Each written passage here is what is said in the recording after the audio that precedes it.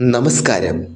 Big ബോസിൽ കോമണറായി വന്ന് ലോകത്താകമാനമുള്ള മലയാളികളുടെ മനസ്സിൽ കയറിക്കൂടിയ ആളാണ് അനീഷ്.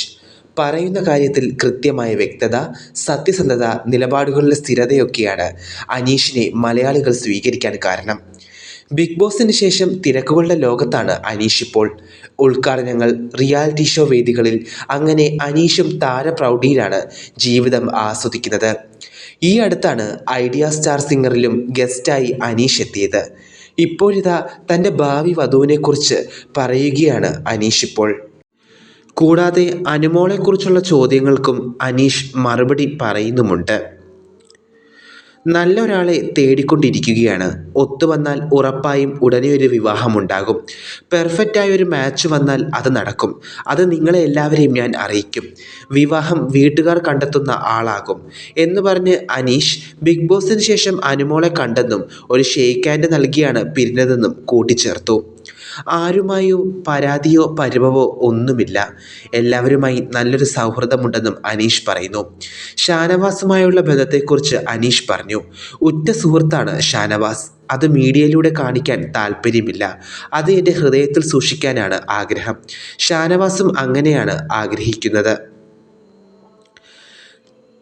തൻ്റെ അനുജനെക്കുറിച്ചുള്ള ചോദ്യങ്ങൾക്ക് അനീഷ് പ്രതികരിച്ചു. ചേട്ടൻ അനുജൻ ആണെങ്കിലും ഒരു നല്ല സൗഹൃദം ഞങ്ങൾക്കിടയിൽ ഉണ്ടെന്നാണ് അനീഷ് പറയുന്നത്. അവൻ എന്നേക്കാൾ 7 വയസ്സിന് താരെയാണ്. എങ്കിലും എൻ്റെ എല്ലാ കാര്യത്തിലും അവനും അവൻ്റെ എല്ലാ കാര്യത്തിലും ഞാനുമുണ്ട്. അങ്ങനെയൊരു അനുജനെ കിട്ടിയതിൽ ഞാൻ ഭയങ്കര ഭാഗ്യവാനാണെന്നും ബിഗ് ബോസിന് ശേഷം ലഭിച്ച ഉദ്ഘാടന പരിപാടികളിൽ പങ്കെടുത്ത് സംസാരിക്കവേ അനീഷ് മനസ്സ് തുറന്നു. 10 ലക്ഷം ലഭിച്ചതിന് പുറമെ വില കൂടിയ പല സമ്മാനങ്ങളും അനീഷിന് ലഭിച്ചിരുന്നു. അതിൽ ബിഗ് ബോസ് സ്പോൺസർമാരിലെ പ്രമുഖ ബ്രാൻഡായ മൈജി അനീഷിന് പ്രത്യേകം സ്നേഹാദരം നൽകി എത്തിയിരുന്നു. കൂടാതെ തൻ്റെ ആദ്യ വിവാഹത്തെയും തൻ്റെ ഭാവിയിലെ വധുവിനെയും കുറിച്ച് അനീഷ് സംസാരിച്ചു. എൻ്റെ ആദ്യ വിവാഹത്തിൽ വൻ പരാജയമായിരുന്നു സംഭവിച്ചത്. ആദ്യ വിവാഹത്തിലെ സ്ത്രീ എൻ്റെ കുടുംബത്തെ ഒരുപാട് ദ്രോഹിച്ച വ്യക്തിയാണ്. ഒരു രാത്രി പോലും അവൾ എന്നെ ഉറങ്ങാൻ സമ്മതിച്ചിട്ടില്ല. അത്ര കണ്ട രീതിയിൽ എന്നെ മാനസികമായും ശാരീരികമായും ആ സ്ത്രീ എന്നെ തളർത്തിയിട്ടുണ്ട്. എൻ്റെ അമ്മയെ വരെ ഉപദ്രവിക്കാൻ ശ്രമിച്ചു. വീട്ടിലെ കുടുംബജീവിതം താളം തെറ്റി. അതുമാത്രമല്ല, ഞങ്ങളുടെ കുടുംബത്തിൻ്റെ സ്വത്തുക്കൾ ചതിയിലൂടെ അവൾ കൈക്കലാക്കാൻ തുടങ്ങി. വളരെ പാടുപെട്ട് ബുദ്ധിമുട്ടിയാണ് അവളെ ഞാൻ ഡിവോഴ്സ് ചെയ്തത് എന്നും അനീഷ് പറയുന്നു.